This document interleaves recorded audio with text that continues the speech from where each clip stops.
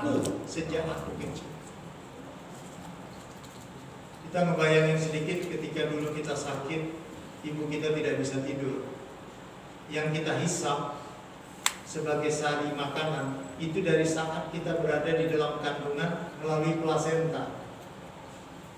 Jadi kalau kita lihat gambarnya di rahim itu plasenta atau apa bahasanya? Ari-ari. Ari-ari itu nyambung ke mulut.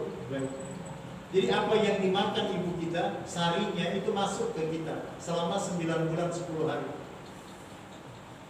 Dan itu dibawa kemana-mana.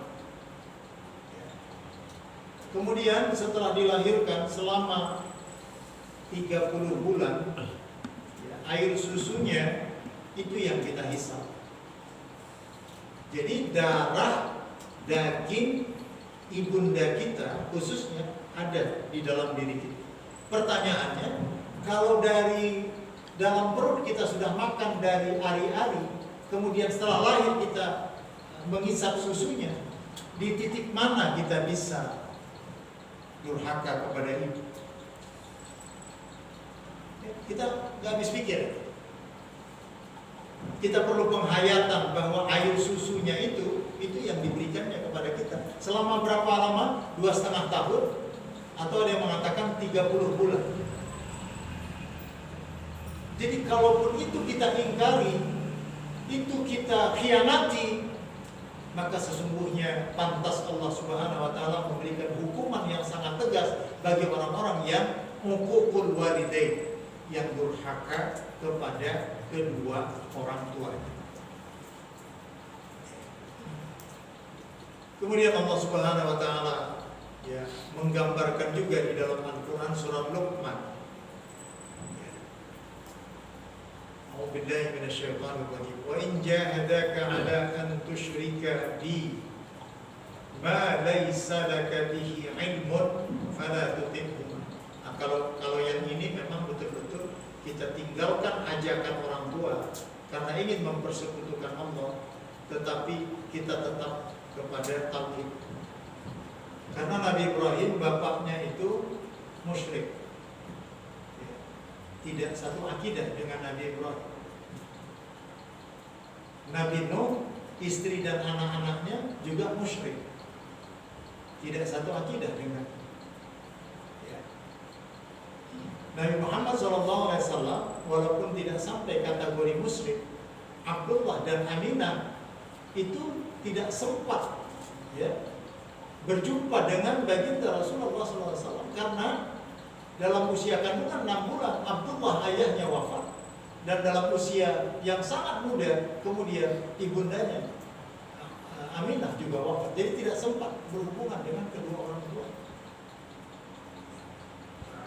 Akan tetapi Allah menyatakan wa in jahadaka 'ala an tusyrika bi ma laysa laka bihi fala tuti'huma wa sahibuhuma fid dunya ma'ruf. Walaupun kepada orang tua yang berbeda keyakinan misalnya, tetap dalam hubungan keduniaan seseorang itu diperintahkan untuk berbuat baik. Jadi jangan mentang-mentang kita muslim, orang tua kita non muslim, kita tidak menghormati. Saya cerita sedikit pengalaman Ustaz Samsul Arifin Nababan. Dia Islam sementara ibunya masih kafir.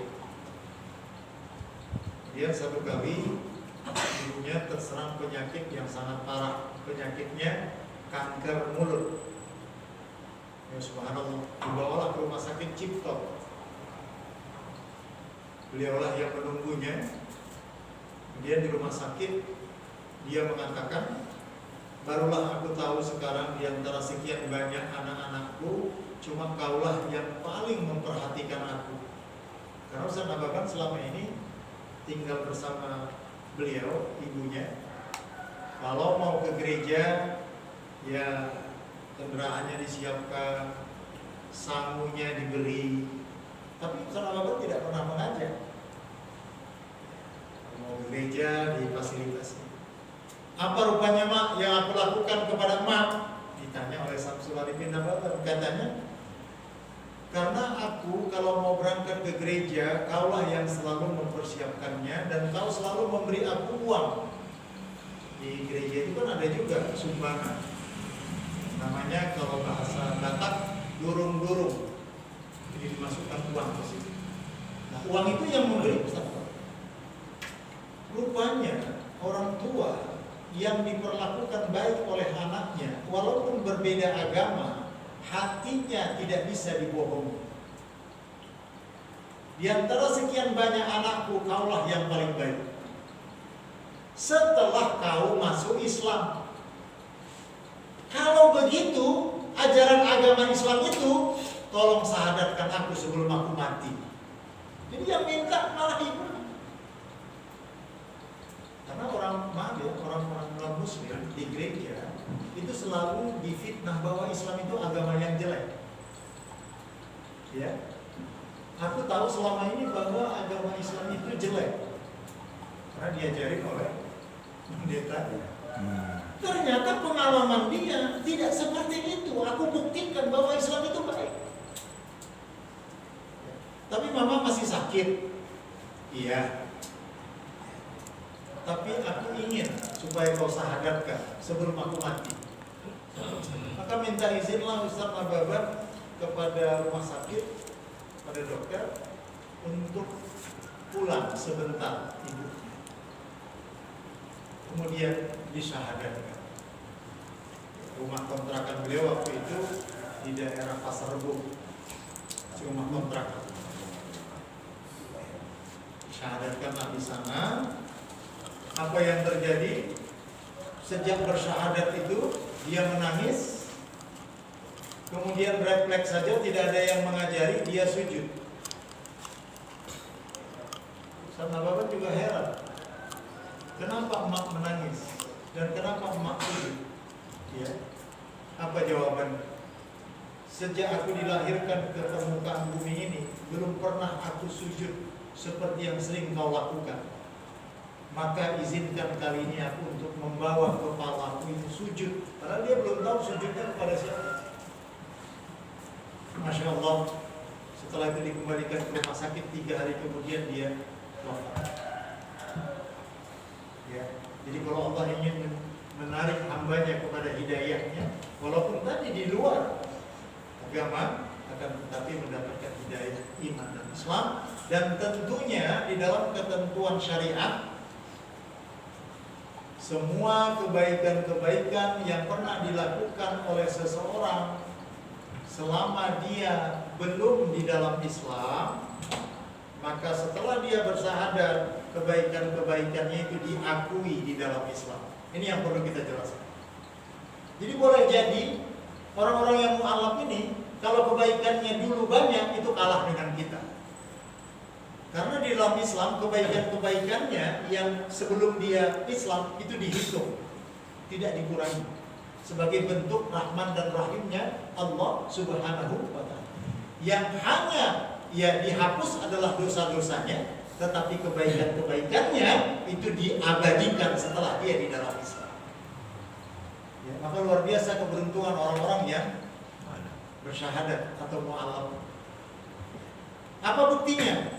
Nabi Muhammad SAW tidak menyuruh menceraikan istri yang didapat ketika zaman jahiliyah. Tidak ada. Ya, itu kan zaman jahiliyah dinikahi oleh Umar, oleh Utsman, tetap diakui. Ini salah satu bentuk keistimewaan di dalam agama Islam. Maka katakan kepada orang-orang yang ingin ke dalam Islam, kalau dia selama ini adalah orang-orang yang non-Islam tapi baik, maka kebaikannya itu setelah dia syahadat akan dikukuhkan oleh Allah Subhanahu wa ta'ala. Masalah muslimin rahimah. Kemudian apa yang harus kita lakukan yang terbaik bagi kedua orang tua kita? Dalam Al-Quran surat Al-Ahqaf, surat yang ke-46, kita ketemu di ayat 15. Ini saja kita pegang teguh, insya Allah kita sudah masuk dalam kategori birrul walidain. Wa wasainal insana biwalidayhi ihsana. Diperintahkan kepada manusia untuk berbuat baik kepada kedua orang tuanya dengan sikap yang baik. Jadi yang buruk-buruk jangan dilakukan. Membentaknya jangan, memberinya harapan palsu jangan, kemudian menelantarkannya, tidak memberinya nafkah juga jangan dilakukan. Kalau dulu kita masih kecil, orang tua kita masih kuat, hubungan nafkah itu dari ayah dan ibu ke kita. Setelah orang tua kita lemah, tua, tidak lagi berpenghasilan, maka kita yang menjatuhkan nafkah itu kepada mereka. Maka di dalam bahasa agama, harta anak adalah harta orang tua. Perlu dicatat. Harta anak adalah harta orang tua. Bagaimana dengan harta orang tua? Tidak begitu dengan anak. Jadi jangan terbalik. Maka haram hukumnya ya anak memberi kata-kata ini, ma, ayah adalah hutang ayah kepada saya. Haram hukumnya. Tidak ada hutang orang tua kepada anak. Ya, mungkin kita akan menganggap, loh, hutang piutang kan memang ada. Ya, kepada orang yang di luar orang tua. Kalau hubungan orang tua itu tidak hutang. Ya. Ada kalimatnya seperti ini. Nah, ayah sekarang sudah pensiun, penghasilan sudah tidak ada. Tolonglah ayah pakai dulu uangnya untuk dagang kecil-kecilan. Kalimatnya seperti itu. Kemudian si anak memberi, ya. Walaupun orang tua mengatakan pinjam, tapi si anak yang memberi itu hapus kata-kata pinjam. Nggak ada. Karena banyak sekali yang terjadi, dia memperlakukan orang tuanya sama dengan orang lain. Ya, mana? Ya, uang yang ayah pinjam dulu, kembalikan dong. Saya sekarang butuh. Itu perbuatan yang diharamkan oleh agama, kan? Mungkin kita belum sampai kepada kajian seperti itu. Anak terhadap orang tua itu tidak ada hubungan saling hutang piutang. Karena harta anak adalah harta orang tua. Terutama anak laki-laki. Laki-laki. Ya. Kalau anak perempuan itu berbeda karena dia tidak punya penghasilan. Ya. Dia tidak seperti itu. Anak laki-laki. Jadi ini merupakan satu ketetapan dalam agama, tidak ada saling hutang piutang antara anak dengan orang tua. Karena itu adalah merupakan hubungan nafkah. Dan tidak saling menzakati antara orang tua dengan anak, anak dan orang tua. Karena itu menjatuhkan wibawa orang tua. Jadi kita tidak boleh mengatakan begini, ini ya zakat saya tahun ini kepada ayah. Haram, tidak boleh. Karena apa? Ayah itu merupakan tanggung jawab nafkah dari seorang anak ketika ayahnya sudah tidak mampu. Karena dulu kita sudah diberikan nafkah oleh kedua orang tua kita, maka kita sekarang yang berbalik untuk menafkahi kedua orang tua. Ada pertanyaan, kalau saya tidak mampu bagaimana Pak Ustaz? Itu di luar pembicaraan. Tapi berapa banyak anak yang mampu membiarkan kehidupan orang tuanya terlantar? Ini akan dimintai pertanggungjawaban di hadapan Allah Subhanahu. Saya ulangi, berapa banyak orang yang mampu secara materi tetapi membiarkan kedua orang tuanya terlantar? Berapa banyak orang yang mampu secara materi tetapi dia tidak berbuat baik untuk atas nama kedua orang tuanya ketika orang tuanya sudah wafat? Jadi ini perlu menjadi perhatian bagi kita. Hamalathu ummuhu kurha. Ibunya telah mengandungnya dengan berat. Wa wada'athu kurha. Dan melahirkannya juga berat. Allah yang mengatakan berat. Karena bersimbah darah, keringat, bahkan bertaruh nyawa. Wa hamluhu, ya hamilnya, wa fisaluhu, dan menyapihnya salasuna syahra, 30 bulan. Kalau 30 bulan itu berapa? 2,5 tahun. Ya. Kalau yang dalam ayat lain amaini 2 tahun. Tapi dalam ayat ini salasuna syahra. Jadi penyapihan yang sempurna itu adalah 30 bulan. Banyak juga orang yang nggak mau ngasih air susunya, dia kasih air susu sapi. Jadi nanti tingkah laku anaknya seperti sapi. Maka sebenarnya air susu ibu itu tidak tergantikan, kecuali tidak ada. Ada juga ya yang tidak ada air susunya ada juga. Tapi kalau ada, itulah yang diberi. Hatta iza balagha, sampailah ketika anak itu mencapai usia akil balik. Satu, perhatikan, akil balik mulai birrul walidain. Kalau sudah sampai akil balik, belum juga ada tanda-tanda berbuat baik kepada orang tua, kita khawatir nanti sampai dewasa dia tidak tahu kewajiban. Jadi mungkin pada tingkat anak cucu ini, kalau dia sudah dikhitan, ya biasanya khitan itu umur berapa? Tergantung, kalau di daerah Banten sana itu pada waktu bayi. Tapi kita kadang-kadang itu sudah SD. Kalau di situ kita berikan kepada dia yang kedua pengajaran tentang taharah, yang kedua tentang berbuat baik kepada kedua orang tua. Itulah momen yang paling penting ketika anak dikhitan. Karena dia pintu gerbangnya sudah mau masuk ke akil balik. 2 saja. Perkenalkan dia tentang taharah dan sholat. Yang kedua, perkenalkan dia tentang birrul walidain, supaya jangan terlambat. Wa balagha arba'ina sanatan, dan ketika kita sudah berusia 40 tahun.